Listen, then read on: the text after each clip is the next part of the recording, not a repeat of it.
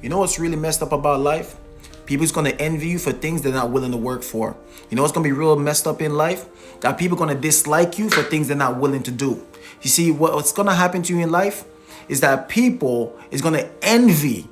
They're gonna envy you for the blessings that you have. But here's what they don't do.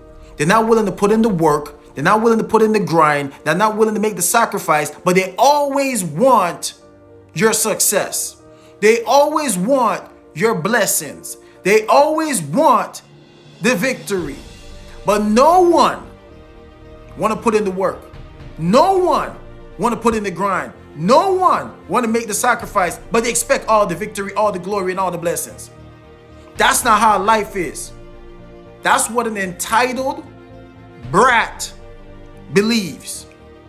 And what you got to realize is that ain't nobody owe you nothing in life. Everything you got to work for. Everything you got to go out there and get it done. Nobody owe you nothing.